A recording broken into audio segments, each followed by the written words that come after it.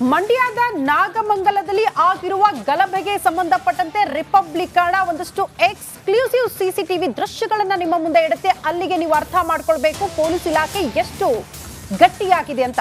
ಪೊಲೀಸರ ಕಣ್ಣೆದುರೇ ಅಂಗಡಿಯ ಸಿಸಿಟಿವಿ ಪುಡಿ ಪುಡಿಯಾಗಿದೆ. ರಕ್ಷಿಸಿ ರಕ್ಷಿಸಿ ಅಂತ ಅಂಗಲಾಚಿ ಬೇಡ್ಕೊಂಡ್ರು ಕೂಡ ಕೈ ಚೆಲ್ಲಿದ್ದಾರೆ ಪೊಲೀಸರು. ನಾಗಮಂಗಲ ಗಲಭೆ ಕೇಸ್ನಲ್ಲಿ ದೊಡ್ಡ ಮಟ್ಟದ ಟ್ವಿಸ್ಟ್ ಇದೆ. ಮತ್ತೆಲ್ಲೂ ಇಲ್ಲದ ಎಕ್ಸ್ಕ್ಲೂಸಿವ್ ದೃಶ್ಯ ನಿಮ್ಮ ರಿಪಬ್ಲಿಕಣದಲ್ಲಿ.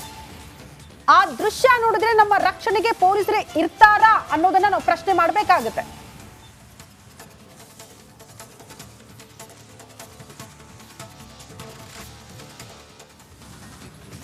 ಇನ್ನು ಸಿಸಿಟಿವಿ ಧ್ವಂಸ ಮಾಡದಂತೆ ಕೇಳಿದ್ರು ಕೂಡ ಪೊಲೀಸ್ ತಡೆದಿಲ್ಲ ಅದನ್ನ. ಸ್ಥಳೀಯರು ಅಂಗಲಾಚಿ ಕೈ ಮುಗಿದು ದಯವಿಟ್ಟು ತಡೀರಿ ಸರ್, ಸಿಸಿಟಿವಿ ಪುಡಿ ಪುಡಿ ಆಗ್ತಿದೆ, ದಯವಿಟ್ಟು ಅದನ್ನ ತಡಿಬೇಕು ನೀವು ಅಂತ ಕೇಳ್ಕೊಂಡ್ರು ಕೂಡ ಪೊಲೀಸರು ಅಲ್ಲಿಂದ ಕದಲಿಲ್ಲ.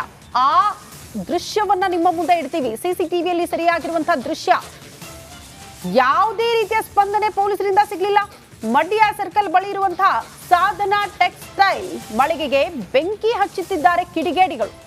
ಆ ಕಿಡಿಗೇಡಿಗಳ ಗುಂಪು ಬೆಂಕಿ ಹಚ್ಚುತ್ತಿದ್ದಾರೆ, ಧ್ವಂಸ ಮಾಡ್ತಿದ್ದಾರೆ, ಹಾರೆಯಿಂದ ಸಿಸಿಟಿವಿ ಹೊಡೆದು ಪುಡಿ ಪುಡಿ ಮಾಡ್ತಿದ್ದಾರೆ. ದಯವಿಟ್ಟು ತಡೀರಿ ಅಂದ್ರೂ ಕೂಡ ಪೊಲೀಸರು ತಡೆದಿಲ್ಲ.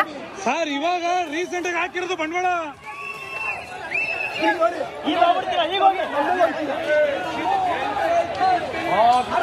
ಇವಾಗ ರೀಸೆಂಟ್ ಆಗಿ 30 ಲಕ್ಷ ಬಂಡವಾಳ ಹಾಕವನೆ. ಹೋಗಿ ಸರ್ ಒಂಚೂರು ರಕ್ಷಣೆ ಮಾಡಿ ಸರ್. ಇಷ್ಟ ಜನ ಇದೀರ, ಹೋಗ್ಬಿಟ್ಟು ಒಂಚೂರು ರಕ್ಷಣೆ ಮಾಡಿ ಸರ್.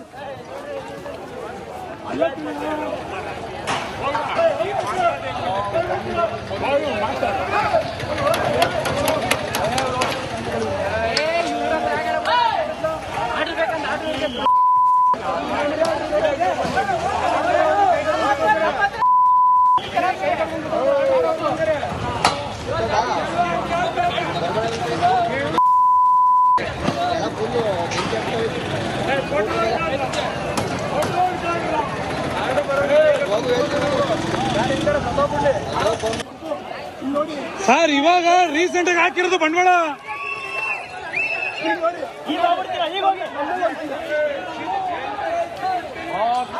ಇವಾಗ ರೀಸೆಂಟ್ ಆಗಿ 30 ಲಕ್ಷ ಬಂಡವಾಳ ಹಾಕವನೆ. ಹೋಗಿ ಸರ್ ಒಂಚೂರು ರಕ್ಷಣೆ ಮಾಡಿ ಸರ್. ಇಷ್ಟ ಜನ ಇದೀರ, ಹೋಗ್ಬಿಟ್ಟು ಒಂಚೂರು ರಕ್ಷಣೆ ಮಾಡಿ ಸರ್.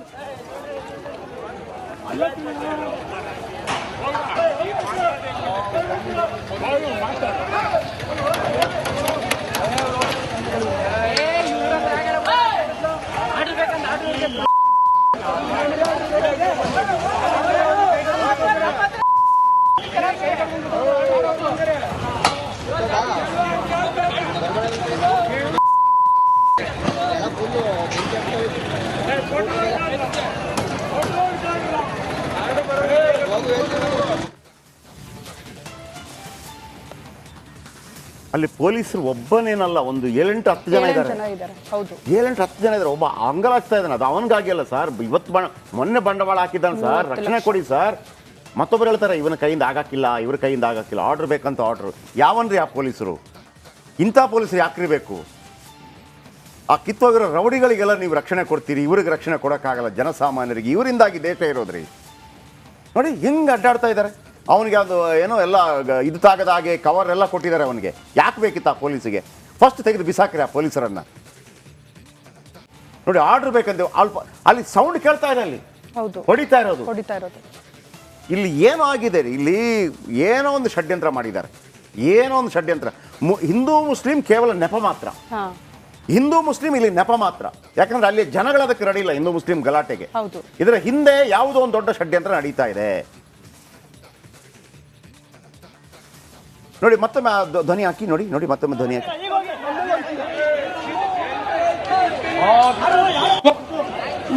ಸರ್ ಇವಾಗ ರೀಸೆಂಟ್ ಆಗಿ ಹಾಕಿರೋದು ಬಂಡವಾಳ.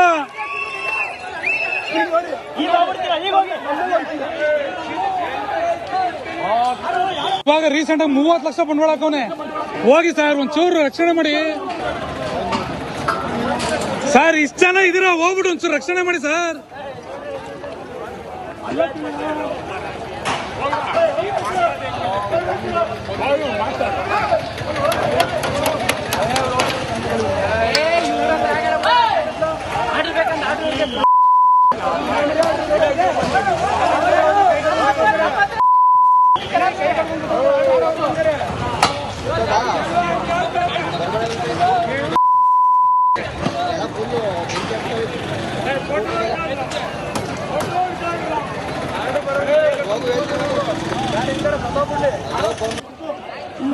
ಸರ್ ಇವಾಗ ರೀಸೆಂಟ್ ಆಗಿ ಹಾಕಿರೋದು ಬಂಡವಾಳ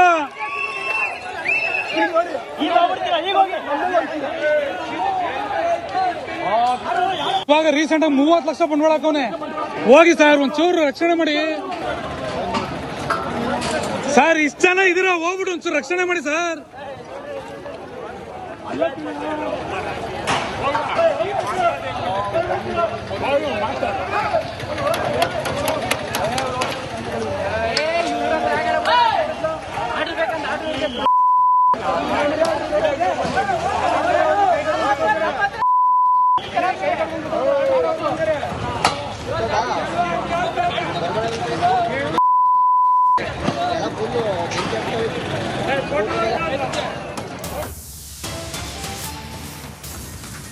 ಆರ್ಡರ್ಗಾಗಿ ಕಾದು ಕುಳಿತರ ಪೊಲೀಸ್ ಸಿಬ್ಬಂದಿ ಗಲಭೆ ನಿಯಂತ್ರಿಸಲು ಸಾಧ್ಯವಾಗಿಲ್ವಾ? ಪೊಲೀಸರಿಂದ ಗಲಭೆ ನಿಯಂತ್ರಣ ಮಾಡೋದಕ್ಕೆ ಅಧಿಕಾರಿಗಳ ಆದೇಶ ಬರಬೇಕಾ? ಕಣ್ಣೆದುರೇ ಸಿಸಿಟಿವಿ ಧ್ವಂಸವಾಗ್ತಾ ಇದೆ. ಅಂಗಡಿಗಳನ್ನು ಹುಡಿ ಮಾಡ್ತಾ ಇದ್ದಾರೆ. ಯಾಕೆ ತಡೆಯಲಿಲ್ಲ? ಸಿಬ್ಬಂದಿ ಅಸಹಾಯಕತೆಗೆ ಕಾರಣರಾದವರು ಯಾರು? ಅವನು ಎಷ್ಟೇ ದೊಡ್ಡವಾಗಿದ್ರು ಕೂಡ ಅವನು ಯಾಕೆ ಬೇಕು ನಮಗೆ? ಅವನು ರಾಜಕಾರಣಿ ಆಗಿದ್ರು ಯಾಕೆ ಬೇಕು? ಪೊಲೀಸ್ ಅಧಿಕಾರಿ ಆಗಿದ್ರು ಯಾಕೆ ಬೇಕು?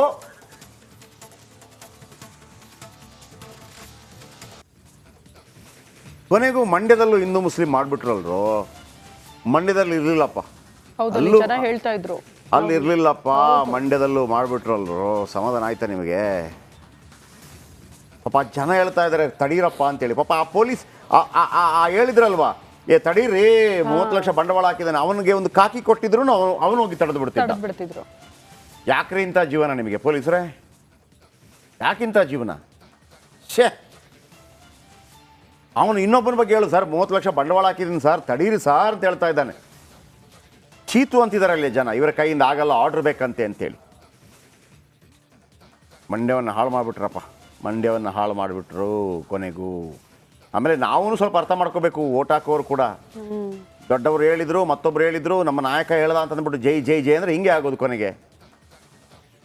ಓಕೆ, ಇದರ ಬಗ್ಗೆ ಇನ್ನಷ್ಟು ಹೆಚ್ಚಿನ ಮಾಹಿತಿ ಪಡೆಯೋಣ. ನಮ್ಮ ಪ್ರತಿನಿಧಿ ಆನಂದ್ ನಮ್ಮೊಂದಿಗೆ ನೇರ ಸಂಪರ್ಕದಲ್ಲಿದ್ದಾರೆ. ಆನಂದ್, ಒಂದು ಮಾತು, ಮಂಡ್ಯದಲ್ಲಿ ಯಾವತ್ತೂ ಕೂಡ ಹಿಂದೂ ಮುಸ್ಲಿಂ ಗಲಾಟೆಯಿಂದಾಗಿ ಬೆಂಕಿ ಹಚ್ಚಿದ್ದು ನಾನು ನೋಡಲಿಲ್ಲ. ಕಾವೇರಿ ವಿಚಾರಕ್ಕಾಗಿ ಗಲಾಟೆ ಆಗಿದೆ. ಆದರೆ ಕಾವೇರಿ ಮಳೆ ಬಂದ ತಕ್ಷಣ ಒಂದು ವೇಳೆ ತಮಿಳುನಾಡಿನವರು ಬಂದರೂ ಕೂಡ ಅವರಿಗೆ ಹೊಟ್ಟೆ ತುಂಬ ಊಟ ಹಾಕಿದಂಥ ಊರದು ಅಲ್ವಾ? ರಾಜಕಾರಣಗಳು ಭಾಳ ನಡೆದಿದೆ, ಜಾತಿ ರಾಜಕಾರಣಗಳು ನಡೆದಿದೆ. ಆದರೆ ತನ್ನದೇ ಜಾತಿಯವ ಲೆಕ್ಕಕ್ಕಿಂತ ಹೆಚ್ಚು ಮೆರೆದರೆ ಆತನನ್ನು ತೆಗೆದು ನೆಲಕ್ಕೆ ಅಪ್ಪಳಿಸಿದಂಥ ಊರದು ಅಲ್ವಾ? ಇವತ್ತು ಒಂದು ಅಲ್ಲಿಯ ಜನಗಳು ಹೇಳ್ತಾ ಇದ್ದಾರೆ ಸರ್ ರಕ್ಷಣೆ ಮಾಡಿ ಸರ್ ಅಂತೇಳಿ. ಆದರೆ ರಕ್ಷಣೆ ಮಾಡುವಂಥ ಗೋಜಿಗೆ ಪೊಲೀಸರು ಹೋಗ್ತಾ ಇಲ್ಲ. ಮಂಗಳೂರು ತನಕ ವ್ಯಾಪಿಸಿದೆ ಈಗ.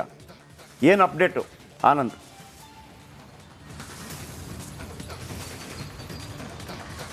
JP ಸರ್, 20-30 ವರ್ಷದ ಹಿಂದೆ ಒಂದು 2-3 ಗಲಾಟೆಗಳು ನಡೆದಿದ್ವು. ಆದರೆ ಇವತ್ತು ನಡೆದಿದೆಯಲ್ಲ, ಆದರೆ ಮೊನ್ನೆ ನಡೀತಲ್ಲ, ಆ ಮಟ್ಟಕ್ಕೆ ದೊಡ್ಡ ಗಲಾಟೆ ನಡೆದಿರಲಿಲ್ಲ, ನಾವು ನೋಡೇ ಇರಲಿಲ್ಲ ಅನ್ನೋ ಒಂದು ಮಾತುಗಳನ್ನ ಮಂಡ್ಯದ ಮಂದಿ ಹೇಳ್ತಾ ಇರುವಂಥದ್ದು. ಇನ್ನು ಯಾವ ರೀತಿ ಅವತ್ತು ಕೈ ಮೀರಿ ಹೋಗಿತ್ತು ಅಂದರೆ ಪರಿಸ್ಥಿತಿ, ಪೊಲೀಸ್ನವರು ತಡೆಯೋದಕ್ಕಾಗಲ್ಲ ಅನ್ನೋ ಒಂದು ಪರಿಸ್ಥಿತಿಗೆ ಹೋಗಿದ್ರು. ಆದರೆ ನೀವೇನು ಈಗ ದೃಶ್ಯ ನೋಡ್ತಾ ಇದ್ರಲ್ಲ, ಆ ದೃಶ್ಯ ನೋಡಿದ್ರೆ ಎಲ್ಲೋ ಒಂದು ಕಡೆ ಇದರಲ್ಲಿ ಷಡ್ಯಂತ್ರ ಇದೆಯಾ, ಅಥವಾ ಪೊಲೀಸ್ನವರು ಆ ಗಲಾಭೆಯನ್ನು ತಡೆಯೋದಕ್ಕೆ ಯಾರ್ದಾರು ಆದೇಶಕ್ಕೆ ಕಾಯ್ತಿದ್ರ ಅನ್ನೋ ಒಂದು ಪ್ರಶ್ನೆ ಸಹಜವಾಗಿ ಮೂಡುವಂಥದ್ದು. ಯಾಕೆಂದರೆ ನಾನು ಆ ರೀತಿ ಬೇಡ್ಕೊಂಡಿದ್ದೆ ಇಲ್ಲಿ. ಜೊತೆಗೆ ಪೊಲೀಸ್ನವರು ಅಷ್ಟೊಂದು ಬೇಡ್ಕೊಂಡ್ರು ಎಲ್ಲಿ ಸ್ಪಂದನೆ ಸಿಗಲಿಲ್ಲ ಅನ್ನೋದನ್ನ ನಾನು ಸ್ಥಳದಲ್ಲಿ ಇದನ್ನೆಲ್ಲ ತೋರಿಸ್ತಾ ಹೋಗ್ತೀನಿ. ಈ ಪೊಲೀಸ್ನವರು ಇದೇ ಸ್ಥಳದಲ್ಲಿ ಇರ್ತಾರೆ. ಇದೇ ಸ್ಥಳದಿಂದ ಏನು ಇಲ್ಲಿ ಒಂದಷ್ಟು ಜನ ಅಂದರೆ 7-8 ಸಿಬ್ಬಂದಿಗಳಿರ್ತಾರೆ, ರಿಸರ್ವ್ ಸಿಬ್ಬಂದಿಗಳಿರ್ತಾರೆ. ಅವ್ರ ಹತ್ರ ಲಾಠಿ ಇರುತ್ತೆ, ಅವ್ರಿಗೆ ರಕ್ಷಣೆಗೆ ಒಂದಷ್ಟು ವ್ಯವಸ್ಥೆಗಳು ಮಾಡ್ಕೊಂಡಿರ್ತಾರೆ. ಅವರ ಕಣ್ಣ ಮುಂದೆಯೇ ಒಂದಷ್ಟು ಅಂದರೆ ಇಲ್ಲಿ ಎದುರುಗಡೆ ಒಂದಷ್ಟು ಅಂಗಡಿಗಳಿದೆ, ಅಲ್ಲಿ ಒಂದಷ್ಟು ದಾಳಿಯನ್ನು ಮಾಡ್ತಾ ಇರ್ತಾರೆ. ಅದರಲ್ಲೂ ಕೂಡ ಇಲ್ಲಿ ಮುಂದೆ ಒಂದು ಸಾಧನ ಟೆಕ್ಸ್ಟೈಲ್ ಅಂತ ಇದೆ, ಅಲ್ಲಿ ಬೆಂಕಿಯನ್ನು ಹಾಕಿರ್ತಾರೆ. ಅಲ್ಲೊಂದಷ್ಟು CCTV ನಾಶ ಪಡುವಂಥದ್ದು ಅದೆಲ್ಲ ನಡೀತಾ ಇರ್ತದೆ. ಜೊತೆಗೆ ಅವರು ಗಲಾಟೆ ಮಾಡುವಂಥ ದೃಶ್ಯ ಆಮೇಲೆ ಶಬ್ದ ಪೊಲೀಸ್ನವರು ಕೇಳಿಸ್ತಾನೆ ಇರ್ತದೆ. ಆದರೂ ಕೂಡ ಅಷ್ಟೊಂದು ಬೇಡ್ಕೊಂಡ್ರು ಕೂಡ ಅವರು ಆ ಸ್ಥಳದಿಂದ ಅಟ್ಲೀಸ್ಟ್ ಪ್ರಯತ್ನವನ್ನು ಮಾಡೋದಿಲ್ಲ. ಅಟ್ಲೀಸ್ಟು ಅಲ್ಲೋಗಿ ಒಂದು ಗಲಭೆಯನ್ನು ತಡೆಯುವಂಥದ್ದು, ನಾಶ ಮಾಡ್ತಿದ್ದಂಥ ಅಂಗಡಿಗಳನ್ನು ರಕ್ಷಣೆ ಮಾಡುವಂಥ ಕೆಲಸಕ್ಕೂ ಮುಂದಾಗೋದಿಲ್ಲ. Thank you. ಓಕೆ, ಸತ್ಯಶೋಧನಾ ಸಮಿತಿ ಐ ಥಿಂಕ್ ಹೌದು ಮತ್ತೊಂದು ಆಯಾಮ ಪಡೆಯುತ್ತಾ ನಾಗಮಂಗಲ ಗಲಭೆ ಕೇಸ್. ನಾಗಮಂಗಲಕ್ಕೆ ಬಿಜೆಪಿ ಸತ್ಯಶೋಧನಾ ಸಮಿತಿ ಭೇಟಿ. ಅಶ್ವಥ್ ನಾರಾಯಣ್ ನೇತೃತ್ವ ಸತ್ಯಶೋಧನಾ ಸಮಿತಿ. ರಿಪಬ್ಲಿಕ್ ಕನ್ನಡಕ್ಕೆ ಅಶ್ವಥ್ ನಾರಾಯಣ್ ಪ್ರತಿಕ್ರಿಯೆ ಕೊಟ್ಟಿದ್ದಾರೆ. ಪೆಟ್ರೋಲ್ ಬಾಂಬ್ ಸಿಡಿಯಲು ಅನುಮಾನ ಮೂಡಿದೆ. ಕೇರಳದಿಂದ ಇಬ್ಬರು ಬಂದು ಗಲಭೆಯಲ್ಲಿ ಭಾಗಿಯಾಗಿದ್ದಾರೆ. ಇವರಿಗೂ ಗಣೇಶೋತ್ಸವಕ್ಕೂ ಏನು ಸಂಬಂಧ? NIAಯಿಂದ ತನಿಖೆ ಆದರೆ ಸೂಕ್ತ ಅಂತ ಅಶ್ವಥ್ ನಾರಾಯಣ್ ಹೇಳಿದ್ದಾರೆ. ಸತ್ಯಶೋಧನಾ ಸಮಿತಿಯಿಂದ ಒಂದು ಟೀಮನ್ನು ಕಳಿಸಲಾಗಿದೆ.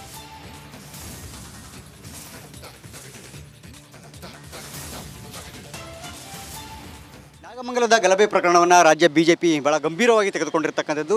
ಸ್ಥಳದಲ್ಲಿ ಗ್ರೌಂಡ್ ರಿಪೋರ್ಟ್ ಏನಿದೆ ಅನ್ನೋಂತಹ ಸತ್ಯವನ್ನು ಅರಿಯುವ ನಿಟ್ಟಿನಲ್ಲಿ ಸತ್ಯಶೋಧನಾ ಸಮಿತಿಯನ್ನು ಡಾಕ್ಟರ್ CN ಅಶ್ವಥ್ ನಾರಾಯಣ ನೇತೃತ್ವದಲ್ಲಿ ಸಮಿತಿಯನ್ನು ಮಾಡಿರ್ತಕ್ಕಂಥದ್ದು. ಇವತ್ತು ನಾಗಮಂಗಲಕ್ಕೆ ಡಾಕ್ಟರ್ CN ಅಶ್ವಥ್ ನಾರಾಯಣ ನೇತೃತ್ವದ ಸಮಿತಿ ತೆರಳ್ತಾ ಇದೆ. ಸ್ಥಳದಲ್ಲಿ ಯಾವ ರೀತಿಯಾಗಿ ಗ್ರೌಂಡ್ ರಿಪೋರ್ಟನ್ನು ಕಲೆ ಹಾಕ್ತಾರೆ ಎಲ್ಲವನ್ನು ಕುರಿತಂತೆ ಮಾತಾಡ್ತಾ ಹೋಗೋಣ. ಸರ್ ನಮಸ್ತೆ.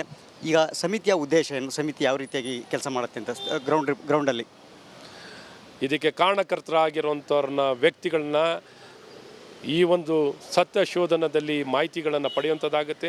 ಕೇರಳ ಮೂಲದ ಇಬ್ಬರು ವ್ಯಕ್ತಿಗಳು ಅಲ್ಲಿ ಆಪಾದನೆ ಪಟ್ಟಿಯಲ್ಲಿದ್ದಾರೆ. ಹಾಗಾಗಿ ಇವ್ರು ಯಾಕೆ ಬಂದರು, ಎಲ್ಲಿ ಬಂದರು, ಮತ್ತು ಹೇಗೆ ಶುರು ಆಯಿತು, ಯಾಕೆ ಇವರು ಅರ್ಚನೆ ಮಾಡಿದ್ರು, ವಿನಾಯಕನ ಮೆರವಣಿಗೆಗೆ ಅರ್ಚನೆ ಮಾಡಲಿಕ್ಕೆ ಏನಿದೆ ಇವ್ರಿಗೇನು ಬೇನೆ, ಇವ್ರಿಗೇನು ಸಮಸ್ಯೆ, ವಿನಾಯಕನ ಮೆರವಣಿಗೆ ಕರ್ಕೊಂಡು ಹೋದರೆ ಇವ್ರಿಗೇನು ಸಮಸ್ಯೆ ಅಂತ ಕೇಳ್ತೀನಿ. ಇವ್ರು ಯಾಕೆ ಅಡ್ಡ ಬರಬೇಕು, ಇದೆಲ್ಲವನ್ನು ನೋಡಿ ಭಾಳ ಸ್ಪಷ್ಟವಾಗಿ, ಮತ್ತು ಆಸ್ತಿ ಪಾಸ್ತಿ ಕಳ್ಕೊಂಡಿರೋವಂಥವ್ರು ಯಾಕೆ ಕಳ್ಕೊಂಡ್ರು, ಹೆಂಗೆ ಕರ್ಕೊಂಡ್ರು, ಏನು ಗೃಹ ಇಲಾಖೆ ಏನು ಮಾಡ್ತಿತ್ತು, ಯಾಕೆ ಈ ಸರ್ಕಾರ ವಿಫಲವಾಗಿದೆ ಅನ್ನೋಂಥ ಭಾಳ ಸ್ಪಷ್ಟ. ಮತ್ತು ಇವರಿಗೆ ಏನೊಂದು ನಷ್ಟವನ್ನು ಭರಿಸಲಿಕ್ಕೆ, ಏನು ಕಳ್ಕೊಂಡಿರೋ ಆಸ್ತಿ ಪಾಸ್ತಿ ಕಳ್ಕೊಂಡು ಸುಟ್ಟು ಅವ್ರನ್ನ ಹೇಗೆ ಭರಿಸಲಿಕ್ಕೆ ಸರ್ಕಾರ ಏನು ಪಾತ್ರ ವಹಿಸಬೇಕು, ಅವ್ರಿಗೆ ಯಾವ ರೀತಿ ಸಹಾಯ ಮಾಡಬೇಕು ಅನ್ನೋದನ್ನ ಭಾಳ ಸ್ಪಷ್ಟವಾಗಿ ವರದಿ ಕೊಡುವಂಥದ್ದನ್ನ ಒಂದು ಪ್ರಾಮಾಣಿಕವಾಗಿ ಮಾಡ್ತೀವಿ. ಒಂದು ನಿಜಕ್ಕೂ ಒಂದು ದಿಕ್ಸೂಚಿ ಆಗಿರುವಂಥ ಒಂದು ವರದಿ ಕೊಡುವಂಥ ಒಂದು ಪ್ರಯತ್ನವನ್ನು ನಾವು ಮಾಡ್ತೀವಿ ಅಂತ ಹೇಳುತ್ತೆ. ಸರ್ಕಾರಕ್ಕೂ ಏನಾದರೂ ತಲುಪಿಸುವಂಥ ಕೆಲಸ ಮತ್ತು ಖಂಡಿತ ಇನ್ನೇನು ವರದಿ ಮಾಡೋ ಸರ್ಕಾರನೇ ತಾನೆ.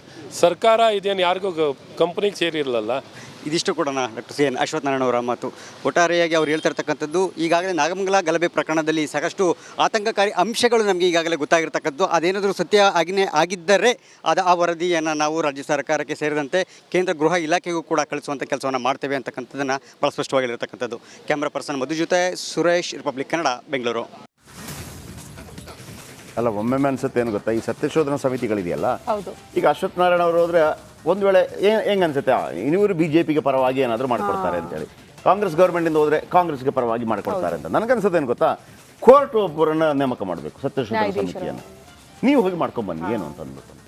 ರಾಜಕಾರಣಿಗಳ ಬಗ್ಗೆ ಗ್ಯಾರಂಟಿ ಇಲ್ಲ ರೀ, ಅವ್ರಿಗೆ ಬೇಕಾದಂಗೆ ಮಾಡ್ಕೊಂಡು ಹೋಗ್ತಾರೆ. ರಾಜಕಾರಣ ಮಾಡಲಿ, ರಾಜಕಾರಣ ಮಾಡಬೇಕಿಲ್ಲ ಅಂತಲ್ಲ, ಆಯಿತಾ. ಈ ಪ್ರಜಾತಂತ್ರದ ಏನು ಮೂಲ ಅಡಿಪಾಯನೇ ರಾಜಕೀಯ. ಹಾಗಂತ ನೀವು ಇಡೀ ಸರ್ವನಾಶ ಮಾಡಿಬಿಟ್ಟು ಸಮಾಜವನ್ನು ಯಾವನಿಗೆ ಬೇಕಾಗಿದೆ ಅದು? ಈ ಯೂಶಲಿ ಸಮಿತಿ ಎಲ್ಲ ಮಾಡಿದಾಗ ನಿವೃತ್ತ ನ್ಯಾಯಾಧೀಶರು ಅವರೆಲ್ಲ ಇರ್ತಾರೆ. ಅಲ್ಲ, ನಾನು ಹೇಳೋದು ಕೋರ್ಟೇ ಅದನ್ನು ನೋಡ್ಕೊಂಬಿಡಿ, ಏನಾಗಿದೆ ನೋಡ್ಕೊಂಬನ್ನಿ ಅಂತಂದ್ಬಿಟ್ಟು ಅವರೇ ಕಳಿಸ್ಬಿಡ್ಬೇಕು ಅಂತೇಳಿ. ಇಂಥ ಸತ್ಯಶೋಧನಾ ಸಮಿತಿ ಒಂದು ಸೈಡೆಡೇ ಆಗಿರುತ್ತೆ ಅನ್ನೋದು ಪಕ್ಕ ಎಲ್ಲರಿಗೂ ಗೊತ್ತಿರುತ್ತೆ. ಓಕೆ.